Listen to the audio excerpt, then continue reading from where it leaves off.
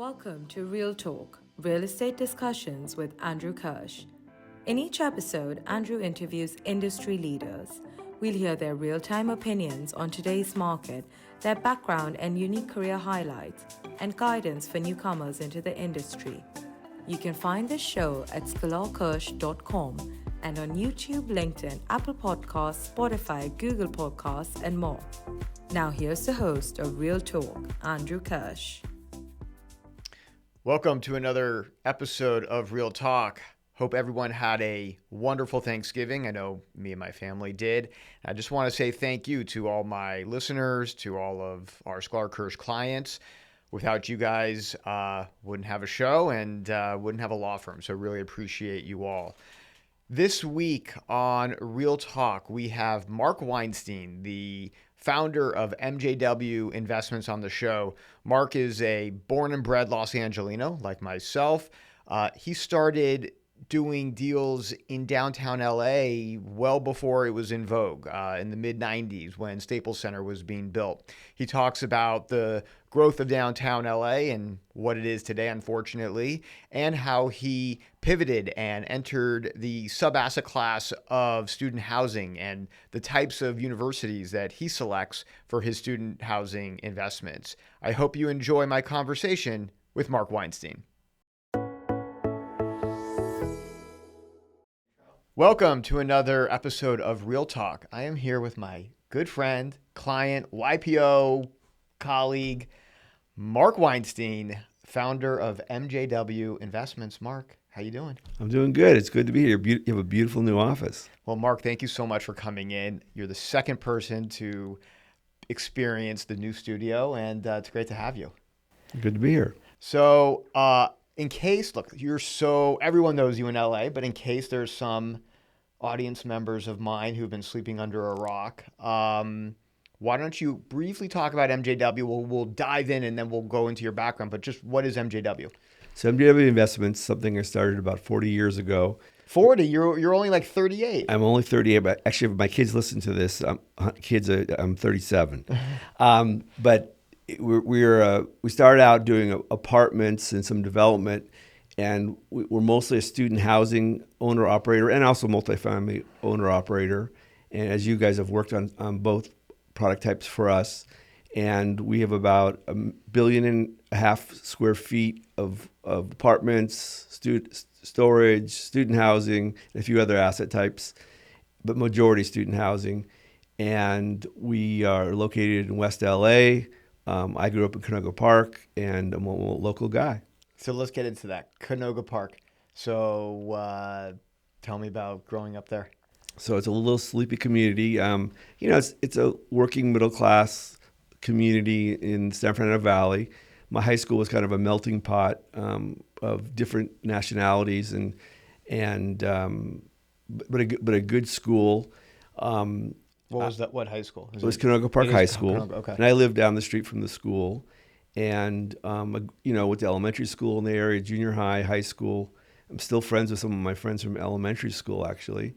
And I ran track and cross country. I was a good athlete in high school and in college. And that kind of molded an experience for me because I think I got more accepted by the fellow runners. It was kind of something I was really good at naturally. Wow. Did you run in college? I ran in college, ran at UC Santa Barbara, ran track, and a little bit of cross-country more for training, but track was my main thing, and did that in college, and still friends with the guys on the team.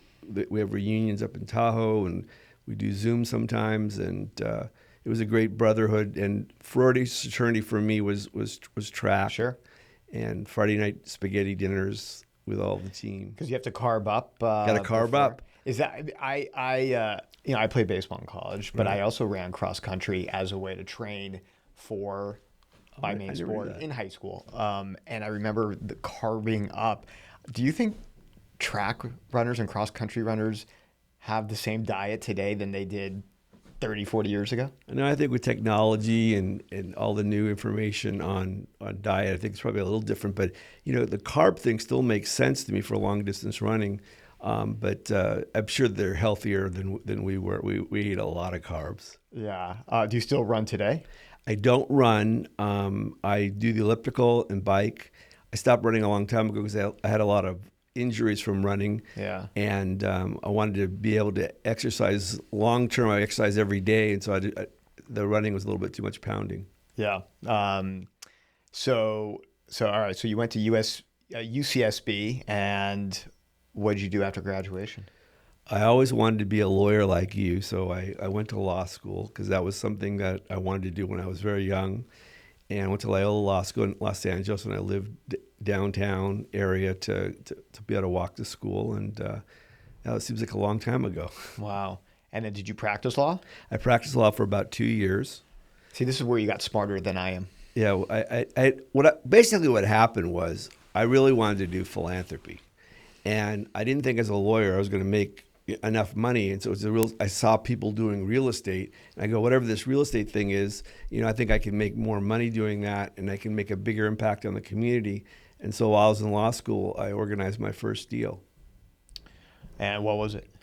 So it was 5 units, a 4-unit apartment and a house. And I went around school asking students, do you have student loan money? Do you have work money? Whatever monies do you have, you should invest with me in this deal. Wow. And we bought the deal, and we fixed it up ourselves. We managed it ourselves. It was near school. And yeah, it was my first deal. Now, most law students are just trying to make sure they don't, fail out after contracts and torts and constitutional law. And here you're making deals happen at 23 years old. Yeah, it definitely was interesting. I had the bug, and once I started looking at the different stuff, I mean, the dean of the school told me that he thought I should focus on my studies, but I got him to go around with me and look at different things. I said, for the school, we should have student housing. Did you get him to invest? I did not get him to invest. Father Vachon was his name, I remember. Okay. So you were the first, you were a pioneer in student housing. Yeah, definitely. The building was near school, but I didn't go out and actually get more units for student housing like I first was actually thinking about it. I did decide I got to focus on school and pass the bar and Sure. do my career. All right, so a couple years of practicing law, and then what? Well, while I was practicing law, I was still doing deals. Mm-hmm. And interesting thing happened is that this famous attorney called Melvin Belli had an office in Beverly Hills. He was a big, famous trial attorney. And I had an opportunity to transition over there to work half-time as a lawyer. He let me work on a really big case and with a lot of people that were much older than I was. And I could do I could get a salary for that, and I could spend half-time doing real estate. And so I was doing more deals. And in the evening, a crew of people would come to the office. It was like a boiler room operation. We were cold calling from the apartment directory, reverse directories, with owners, and seeing if they would sell their apartment buildings to us. Wow. I mean, a lot of lawyers turned real estate owner operators, like or equity providers. Stan Eisman, I think Dick Simon, and many others. And I don't know. I continued the law path. So. Well, you're a great networker, and you're smart that you've invested in real estate and continue to invest. But I just, like I said, I just saw it as a bridge to doing bigger things. And I didn't ever work for anybody in real estate, so I kind of had to figure it out as I went. I did take a secured transaction class in law school, I remember, with trustees and things like that. But really, I just learned by doing it. Yeah. That was my education, was going out and also it was really important that I did every aspect of it. I got my hands dirty, got involved, and so I learned it from the ground up. And so what was the deal that basically said to you, or you said to yourself, you know what, I can make this as a career. I don't necessarily need to be a lawyer. I'm going to be a full-time real estate owner operator. Well, the first thing was a big development in Old Town, Pasadena. So when I made the transition from the working part-time as a lawyer, someone asked me to be their partner in a deal, and I went to their office in Century City. It was a relative of the Watt family. Sure. So the office was the Watt office family, and so I got a a desk there, or an office there, I should say. And the deal was taking an old livery stable and an old residential hotel and an old jail in Old Town Pasadena and converting it into work, live, and retail on the bottom. And so my job was to do the tax credits. There was a facade easement credit, and raise the money for the deal. I've heard of adaptive reuse. That is like as adaptive reuse as it gets. What did you say? A jail? A residential hotel, a jail, and a livery stable. Wow. Okay. So I like to take things on, big. What time period is this? Gosh, this is in late, 1980s, like late 80s, like 89. Okay, sure. And the challenge of the project was, I was the guy that figured out the tax credits. It was historic. We had historic tax credits. We had all these different things going on. So I used my legal background to help with that. But what ended up happening is the guy that was the alleged developer on the deal really wasn't that much of a developer. So I had to take over the project. And so a buddy of mine from junior high was a contractor, and he gave me his foreman and basically took over, had a shell, gutted everything and had a shell and had, basically had to finish the project, build it from the ground up other than the shell of the outside building. It's incredible. And then I know you've done a lot in downtown, and before we started rolling, I mentioned to you that I think the first time I met you was when you gave a tour with respect to the Jewish Federation of Santee Village. Was that one of your first downtown projects, or you? Yeah, because I thought you were involved in like the Sears building, if I recall. That was later. Okay. So basically, I had an opportunity. A guy called me that I knew from charity. He said, "There's a building downtown on Los Angeles Street. Would you like to buy it?" And I knew exactly where it was because when I was interviewing for law jobs, I got a suit on that street. And it was a $99 suit, and I paid a ticket $49. So I knew exactly when he said where the building was. And so then he called me back. He goes, "Oh no, it's 10 buildings." So it was 10 contiguous buildings in downtown, and it seemed like a great opportunity to do something transformative. Things hadn't really taken off in downtown.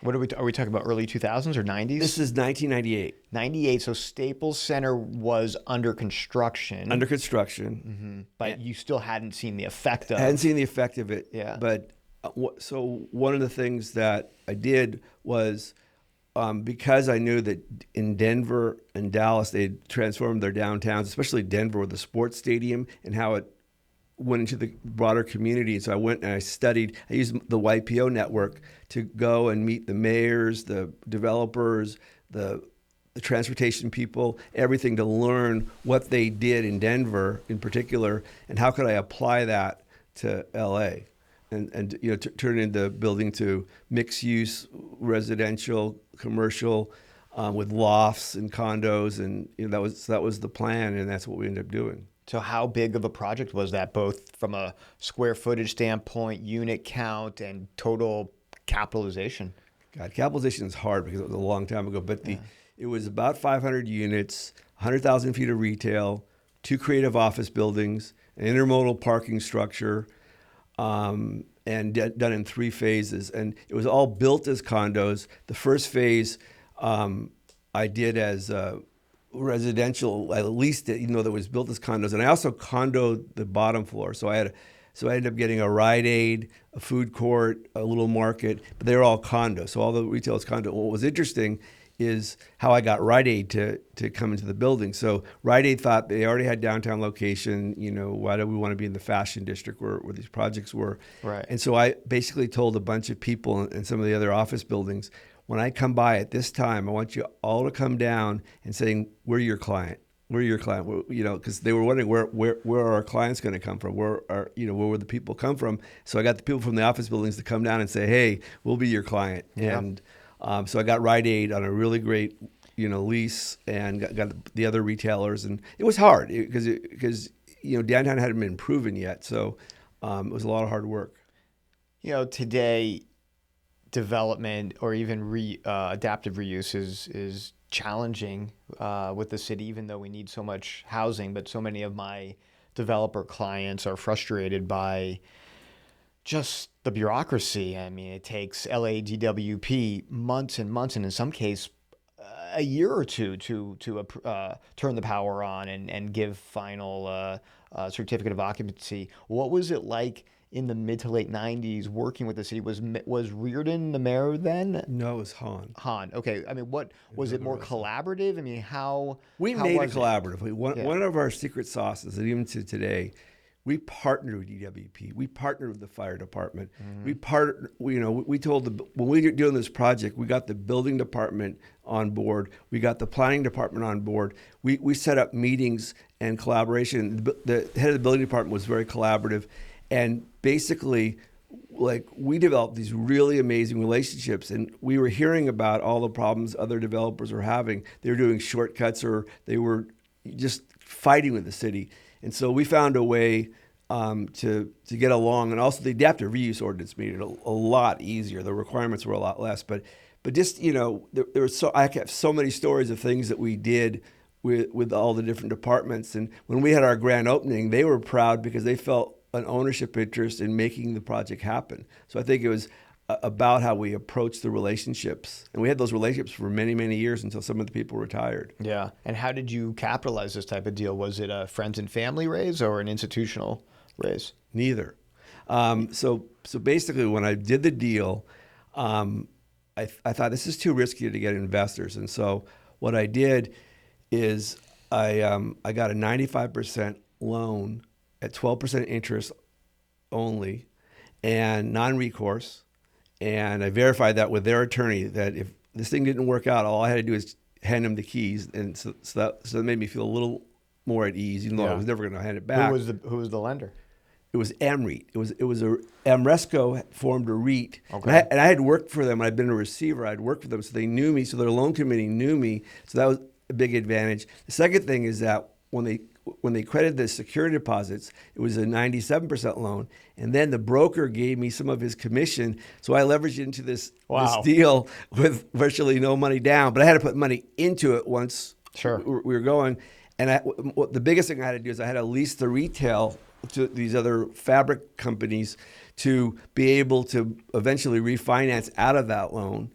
And so that's what I did. So the capitalization was all me. And then as it went on, I created so much value that I refinanced. For tax reasons, on the last phase, I did take an equity partner so I could exchange out of my equity in the project and go buy something very valuable that I still own today. And have you done other projects in downtown LA? Well, those were the 3 phases of projects I did. The other project that I embarked on was the largest. This was large. It was only 800,000 feet. The next thing I did is I bought 23 acres in a 1.8 million square foot building called the Sears Building. Sure. And I went all the way through the development process with that, spending tens of millions of dollars, getting the contractors, the architects, the lawyers, and got it all the way to where we could put a shovel in the ground, and the economy changed. It was 2007. I saw the world changing, and I had it sold, and to Oscar de la Hoya and some other people, and it fell through, and so I ended up having to own it all the way through 2013, and then I sold it to Isaac Schulmhoff. He still owns it, and he still hasn't done anything with it. Wow, that's it's tough. I mean, did you think, when you look at downtown LA and the surrounding areas, up until COVID, it was a thriving area, right? Like, so your premonition in the 90s of what downtown LA could become, it became that. Bars and restaurants and people living there. And then COVID, I would say of any city in America, LA, downtown LA probably was hit the hardest. Maybe San Francisco, but San Francisco's on the rebound with AI and just the natural beauty of downtown San Francisco. We were both in downtown LA for a YPO conference last week. It's rough. It is rough. It's rough. It's sad. It makes me sad. I got out of it downtown in 2007, but it hasn't developed the way that I had hoped it would, and COVID definitely was the death knell for downtown. I don't know. It's going to take a long time, I think, for it to recover. I've looked at deals periodically in downtown, but I can never pull the trigger. There's too much. The office buildings are empty. It's a little more dangerous at night, even by where we were at on 7th and Figueroa. It's not great at night. Or even during the day. So during that time when I met you and you toured us around Santee Village, I also remember you being a receiver, and you mentioned that you were a receiver. How did you get into that? So to keep everybody working and busy during the downturn, a couple downturns, I thought that, I learned about being a receiver because I think on something that I was going to buy, that there was a receiver, and I learned what a receiver did and how you went about doing it. And being a property manager, operator, and lawyer, I was uniquely positioned to be a receiver. And I did some really interesting things. At one time, we had 80 different properties as a receiver. We ran a power plant. We did all kinds of very interesting things, and it was a great revenue producer, and we were able to take some of the profits from that and buy some real estate. And does your company still do receiver work? No, we don't do it anymore because we're too busy with student housing and other things that we do. But it was definitely a good way to keep, especially for the development team. We did everything in house, like the Santee thing we did mostly in house. So I had all these people to keep busy, and so doing broken construction projects and doing things like that really kept them busy. We did condo projects and kept my staff busy for a long time, and then eventually, we thought it didn't really fit in with what our core desires were. Sure. All right, so you had all this growing up in Canoga Park. You were doing these deals in and around LA, and what made you go outward, out of California, out of Southern California, doing student housing deals throughout the major conferences in the country? Well, basically, every year at our business seminar that we would do a retreat. We talked about student housing because we said, this is interesting. It's recession resilient. It's interesting. I like sports. I was always watching all the sports and following all the different schools. And we talked about it for years. And we said, listen, we're doing mixed-use developments with condo associations, homeowners associations, and all these different. We have restaurants, we have operating businesses, and student housing is kind of that's almost like a hotel type business, but we figured all our expertise with multifamily and mixed use and different things that student housing could be really good. It did well in all different time periods. And so we said, we should get into student housing because we think this is going to be an industry. And we got in, we bought our first formal deal in 2007, at my alma mater, UC Santa Barbara, and we bought in Oregon. Both Oregon and Santa Barbara were our early projects, and we did well with those, and it was a springboard. Mm-hmm. And so when you go out and buy student housing today, what do you look for? What is the right type of campus, whether it's demographics, location, upward trend in enrollment? All those things are important. So the first basic thing is that you're assuming a school has good enrollment. You assume that there's not that much of a pipeline for new development, but you're going to the Pac-12, the Big Ten. Well, there is no more Pac-12, right? But yes. But I'm saying Mountain West, yeah. SEC, Sure. All the major conferences. And the theory that I had was I want to be at a school that students want to be at. I wanted to have a great sports program. I wanted to be walkable to school, and I wanted to be a research R2 university that has at least 20,000 students. And it's served us well. We're national, and interesting thing was that my wife's an endodontist, and the one and only time I went to visit her office in Anaheim, she used to go all the way from Santa Monica to Anaheim, and I was going there, and I had been cold calling around Oregon, different brokers to find me more stuff at Oregon, or I said, or Utah, or different states. I gave him a bunch of things. This guy calls me on a deal on BYU, and so he gives me a call, and I kind of excited about it because it's an off-market deal.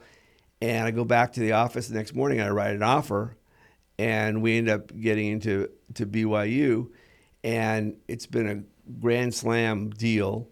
And we ended up buying a bunch of properties there, and we're the largest owner there. It's a great university. The tuition is inexpensive. There's no building going on, and so it's been a really great place for us. I've done several deals at BYU. One of the best things about BYU is, from a landlord's perspective, it's a violation of the honor code if you don't pay your rent. Right, pay your rent. If you have sex, if you drink, all the different things. Definitely make it more landlord friendly, though it's changed a little bit. You used to have contracts with the university that made sense. Now it's not as easy as it was when we first started, but it's still been a great place for us to be. Well, thank you for saying the word sex. Now my ratings for this podcast will go up significantly, so I appreciate it. Well, the quarterback from the BYU team had to leave because of that. He's at Tulane now because he violated the student code. I have a feeling he's having a little more fun at Tulane than at BYU. Yes, I think so. That's a great school, Tulane. I mean, New Orleans. Do you own anything down there? I don't. My niece went there, and she told me I should buy something, but we do not own anything there. My two favorite schools now, even though my kids are only 11 and 9, but I'm hoping that, I went to Northwestern, my Courtney went to Penn, but the two schools I would love my kids to go to, Tulane or Vanderbilt, because I would want to visit them at New Orleans or Nashville. Nashville, yeah. Vanderbilt's have been really great in football this year. Yeah. A friend of mine's a big fan, and so it's been nice watching Vanderbilt do well. Sure. So, all right, we talked about the positives about owning student housing. What negatives are there? Well, negatives are, that it's, a lot of times what would happen with us is we'd pick a school and we'd do really well, and then everybody else would want to follow us, and they started overbuilding. And so, even though you might not have it in the pipeline, a lot of these places it's relatively easy to get things approved. Some of them are not. Some of the schools, like at BYU, it's not easy to get things approved. But other places, it's a little easier to get things approved, and they can get built pretty fast, and things can change. We were at University of Michigan for a long time. It's a great school. We did very well there. But we saw, the writing on the wall. They started preparing to build 7,000 more beds, and so we wanted to get out of Dodge. And those 7,000 beds, were they to be privately owned or university owned? This particular instance was privately owned. So our stuff is off campus. So the on campus is where the university is university owned. Stuff off campus, which is either purpose built or apartments that are used as student housing, is what we buy off campus. And you really have one shot to lease up the building for the year. And if you miss your mark, it's not like you're going to get students to rent your units during the school year. You need to get them before August 15th. Yeah, so that's a big thing. It's you have to really hit your numbers. Last year, there was a couple of properties that, because of different things, there was construction, stuff like that, we didn't get quite to the usual 100%. We're 98% as a portfolio, but we had a couple of properties that didn't get all the way due to different things at the universities, and that could happen. And it's not fun to have a bad year. Yeah. And how is the cap rate?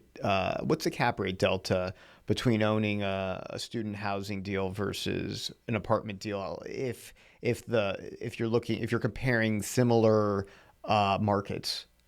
It's hard to tell because it shifts a lot. But like a general average for 1990s, 2000 student housing deal, you'd shoot for like about a 6 cap, where that would be 5.5 maybe for an apartment of similar vintage. And any change in interest rate that lenders would give you, is it a higher interest rate on student housing or not? Often the agencies will be a little higher. We've been doing a lot of LifeCo deals with the student housing, and the BYU deals that we have, I think they're in the low 2s. You know, unfortunately, they're both coming up for refinancing now. But we had in the low twos for those for it was a 5-year deal with Voya. So going forward for MJW, what is next? I know you are raising a fund, and you've been in both multifamily and student housing. So what do you see the next 5-10 years for your company? Well, the fund is we're looking at the first step to having an alternative source of capital. We've done really well in student housing for a really long time, and we thought that having a fund would be a great vehicle to capitalize on a certain deal size, like between $10 and $30 million, and we're looking for value add, and the economics for the investors are really good. And there's always a good tax write-off. There's some cash flow and a lot of appreciation. And will it focus just on student housing or student housing and traditional multi? The fund will be exclusively student housing. Mm-hmm. And so what what is your ideal acquisition in terms of purchase price, beds, how long you're going to hold it? I don't know if you can give us a little more flavor. We'd like a minimum of 150 beds, and we're going to hold it between 3 and 5 years. And we're looking at the major universities. We're looking for an opportunity where the interiors have been neglected, the clubhouse needs to be upgraded, and so it's basically a 3 to 5 year hold, and which is a little unusual for what we usually do because we're holding longer term because we're refinancing, pulling money out, getting great cash flow. But these will be for the fund. There'll be actual sales, and that's what we're gonna do. The last couple of years, there's been a lot of. I know you're very philanthropically involved. Jewish Causes Federation and many others definitely want to get into philanthropy, but it was the first time that I had seen. I mean, look, you go back to the '60s, there was a lot of I don't know, unrest in campuses and some violence, I guess. But nothing like what we have seen in the last couple of years with respect to anti-Semitism. Any campuses where you guys own real estate, where there was anti-Semitism to the point where you felt that you didn't want to own at this campus anymore? There was nothing where we felt we didn't want to own, but we felt really bad. At Michigan, there was a lot of stuff. And we're not at UCLA, so where there was, or the UC campuses, other than Santa Barbara. And Santa Barbara wasn't that bad. We talked to the local Hillel there, and our students in particular at our properties didn't complain about anything in particular, but definitely the UC system in general was really poor, and their response was very muted. And I was personally disappointed, but it didn't really impact our investments anywhere. Going forward, do you think, I know there's talk about how is college going to be as important for the next generation? Are people going to go to college in the same numbers as the prior generations? Is there a concern from your thesis about the future of these colleges? Well, this has been a talk for a really long time about people not going to college, online learning, things like that. But again, the thesis of buying at a school that has great sports, great social life, being near campus, being at a good university. I definitely think that some of the smaller universities or the ones that aren't mainstream, are definitely at risk. And COVID actually, basically closed some of the schools that were on the fringe before. But I think the thesis of going to the better schools, the sports and everything, I think it works long term because the socialization part of it, people want that and continue to want that, I think, in the future. Yeah. So if a week goes by where I don't see you at a charity event or some YPO event, something there must be another COVID then, because we definitely see each other a lot. Tell me about the importance of philanthropy to you, your family, and what and why you do it? Well, I think it's really important to give back, and I've been fortunate to do well in business, and I look at it as my legacy. I'm very passionate about philanthropy, making the world a better place. I'm particularly active in the Jewish community. I got a scholarship to go to overnight camp, Camp S. Kramer, and it was transformative in my life. It taught me about community and about connecting and giving back. And so one of my big things was when the Woolsey fire happened, that camp burned down, and we were one of the main donors to the rebuilding. We dedicated the dining hall to the camp. There's an active campaign now. We've gone through entitlements with it's actually in Ventura, and it's going to be a very beautiful camp as it's rebuilt, but it takes a lot of money, a lot of different sources of money, and so I'm very active with that. And obviously I want to give back to that camp because that camp had such a transformative effect on my life and on philanthropy. So that was one of the main things that where I got that feeling to want to give back. Yeah, we at Sklar Kirsh, we just did a charity, a team bonding charity event at Our Big Kitchen LA, OBK LA. I don't know if you've been there. I know our school, Brentwood School, just did that. Yeah, in the Pico Robertson area. It was my second time I was there. First time was with a YPO chapter. Our firm didn't bring kids. It was just the lawyers, the staff of Sklar Kirsh. But what that organization does in terms of providing hundreds and sometimes 1,000 meals a day across the city to different shelters and different organizations to make sure that people in need have food. But what is so great about, I guess, that experience is that you can bring your kids and your family to experience philanthropy from the ground up, from actually getting your hands literally dirty. And I find challenges, especially as, we're living in a very blessed means, in Santa Monica, previously the Palisades.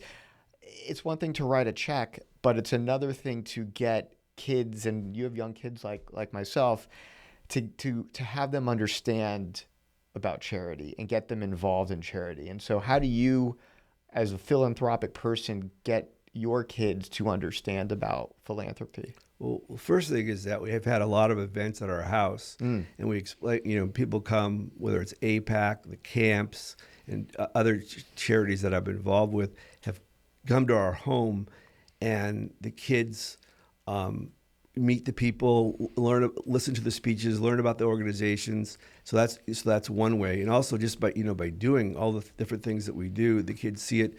We gave a big gift recently. We had the kids sit in on the presentation from the organization and ask questions.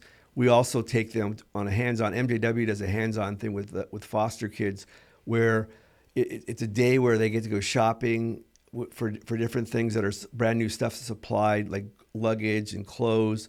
And then we give MJW in particular gives a $100 gift card so they can go shopping for food. And the kids go, and we're doing it again this year. And so they get to do a hands-on thing with that. And I've taken them to homeless places like the VA homeless. We had a YPO event that I was involved with, and we took the kids, and they walked the grounds and met some of the residents, and they learned a lot. We've done a lot of different homeless things, and so they've learned about that, and just various things that I've done. I've taken them with me, where they've been able to experience the recipients or what it is that we're doing related to charity. Yeah, the more that we can do active philanthropy, not just, yes, the dinners are important, but so that we can be part of the community rebuild process and have our kids see it firsthand. I think it's just much more of a powerful experience. Definitely. We're at about that time where, are you ready for the world-class or world-renowned Real Talk lightning round set of questions? Sure, I'm ready. It's the only time where I bring out a piece of paper. Okay. So Quick answers to the following questions. Mark, are you ready for this? I'm ready. All right.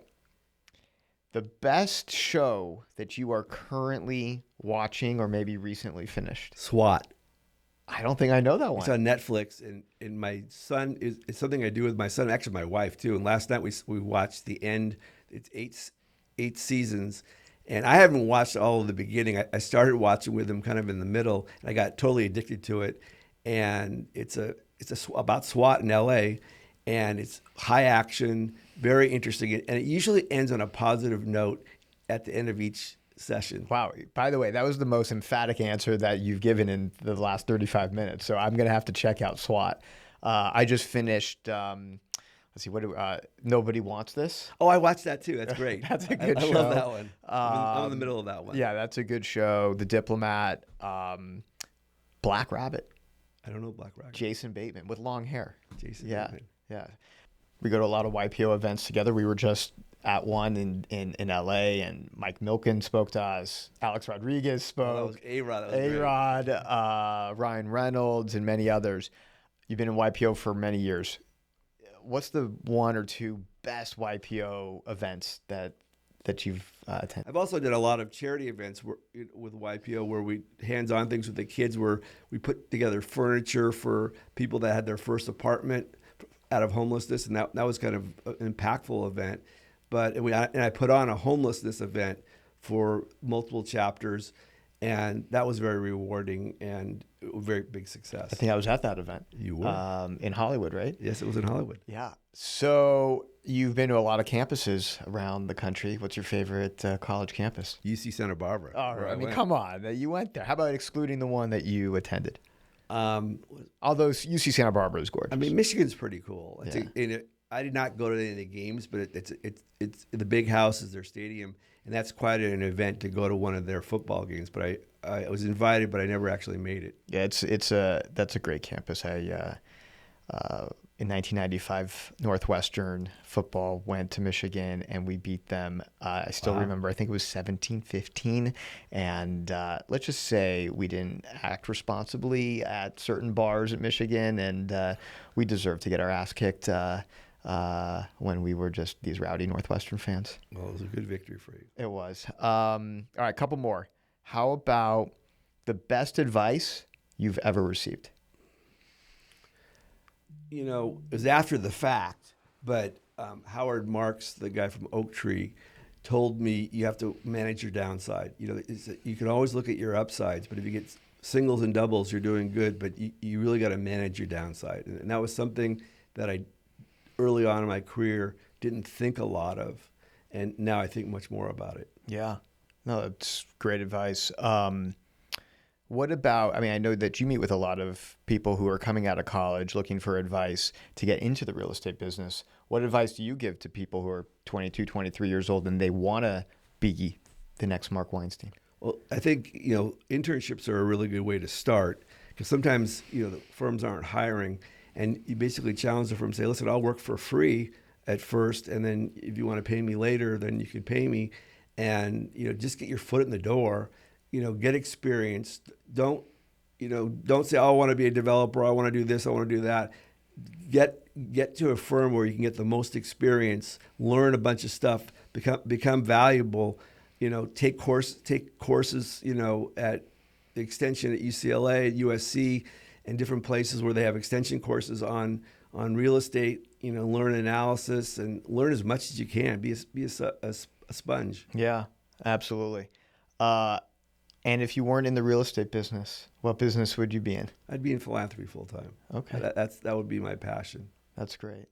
Well, I really appreciate you coming on the show, but we have one parting gift. Are you ready for this? I don't know if you watched like the World Series and David Ortiz would give the guest on the postgame show his big My Dog t-shirt. Well, My Dog. I don't have a My Dog t-shirt, but instead I've got something better. The brand new Sawtell Los Angeles hats with a Sklar Kirsh logo on the side. Make sure everyone sees that here. Oh, wow. Yeah. Thank you. So right, My big dog hat. Hot off the presses. We are embracing ourselves in the Sawtell neighborhood. So enjoy that, Mark.